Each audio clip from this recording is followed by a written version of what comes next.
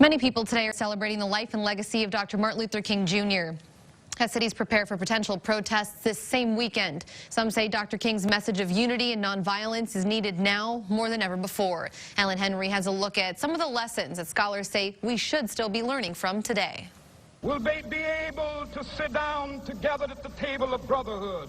I have a dream. He was so committed to peaceful nonviolence. Dr. J. Murray Murdoch has been teaching at Cedarville University for 56 years, joining the faculty in the midst of the civil rights movement inspired by Dr. King's message. I remember a time during the events of the past year and a half where I wondered if it had all been in vain what we did in the 60s. Dr. Hassan Jeffries says progress has been made, but Dr. King's work remains unfinished. We're still dealing with so many of the same core issues, although they look a little different. He says there's no better example than what happened last week. While Dr. King used nonviolence to promote the right to vote, what happened at the Capitol was the opposite. White supremacy is, in fact, the principal threat to democracy.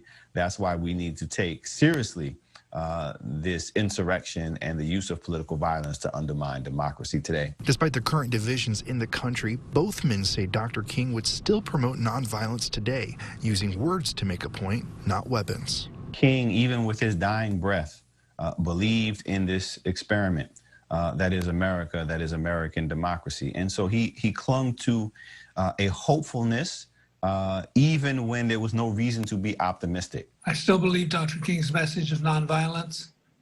I still believe he had the better way, and he was a great American. He withstood great difficulty and trial and always stood for peaceful change.